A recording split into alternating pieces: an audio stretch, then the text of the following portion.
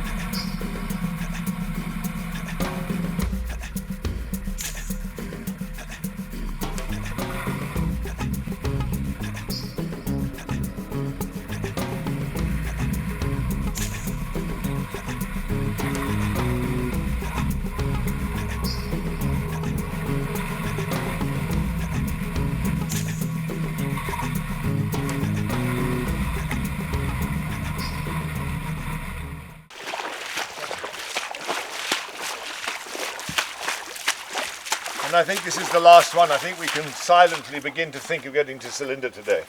Wow, okay. The reason I think it's the last one, the further you go Yes, north, the higher the land must be. And the BDF cut this track. yes. It's all fresh, there's spores everywhere. Yeah. So they cut it because they knew they could cross. This is unbelievable. I'm expecting to bump into Noah and his menagerie any moment.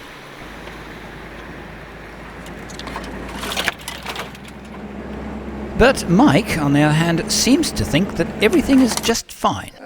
We could be there by 3:30, which is all right. And we'll break down at the junction on the riverbank. Perfect. Sounds like a wonderful idea. Well, we Let's roll, guys. I think we made it actually. I think we made it. I think we are actually going to get to the proper Selinda Spillway. Good. Not quite so fast, Mike. I suddenly been asked to trailblaze and I got stuck. What can we do to help? I would say that I am.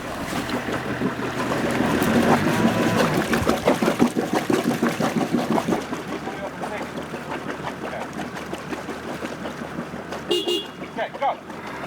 Go, go, go, go!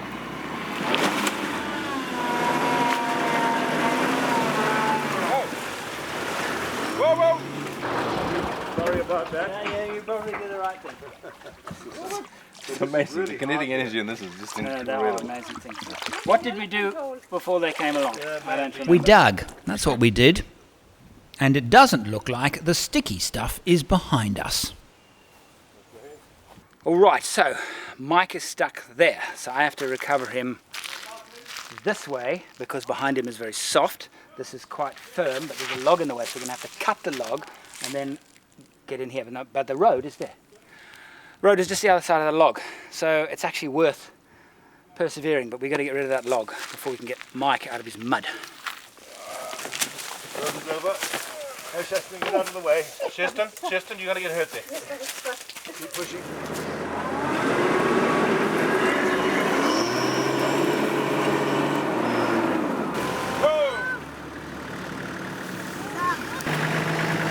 Oh dear.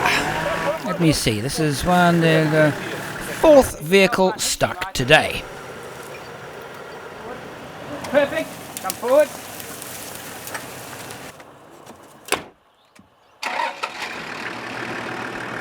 Ready, Martin, go!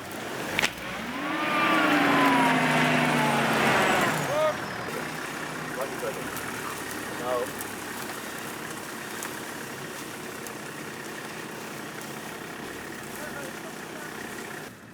Okay, Mr. Cameraman, if you stay there, I will run you over.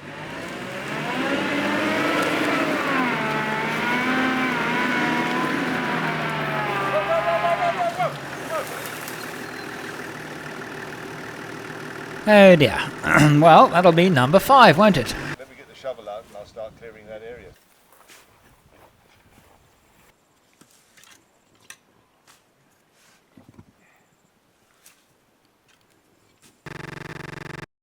Right, early in the morning on day...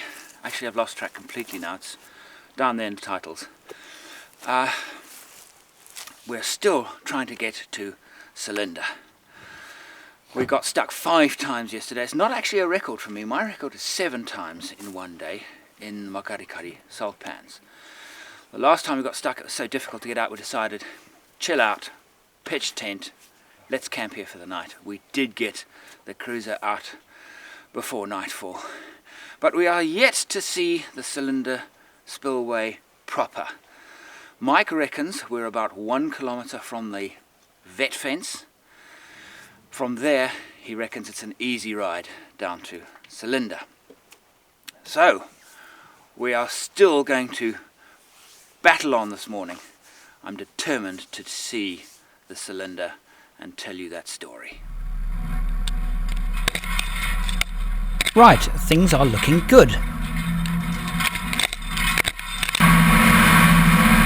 Right, things are not looking good.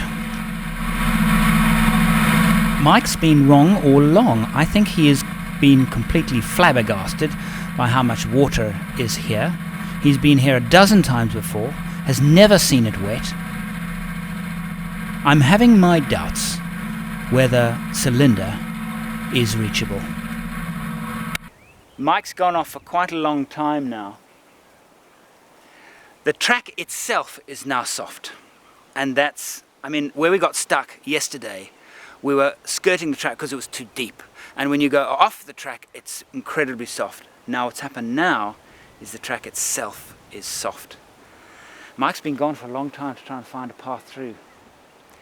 See what he says when he comes back, but I have a feeling in my gut this might be the best view we get of the Selinda Spillway. It's unbelievable how the water has covered the land. It's a serious bit of water at the end of the trip. We can't get through here. Where was that piece that was like ridiculous? Look, yeah. Look, it's like a jelly. And your tyres don't hold in there. Look at this. Look at really? And It's so away. hard over there. And it's 1 foot away. You put your hand foot there. Look at that. That you can drive on. This you can die in. I asked Mike to remind me, why had he brought me to this place? When you look at a map, you can see that the delta comes down like this. The panhandle, it's about 100 kilometers long, reaches Selinda, and then it spreads out like fingers. Yeah. And one of them is a dry channel that, if you follow it very carefully, goes for about 150 kilometers from Saronga all the way to Linyanti. And in the 40s and 50s, when this became known, people used to speculate that, when the Linyanti was high, water flowed from the Linyanti to the Okavango and vice versa. That doesn't happen, because the difference in height is 30 meters, just 90 feet difference in height over 160 kilometers.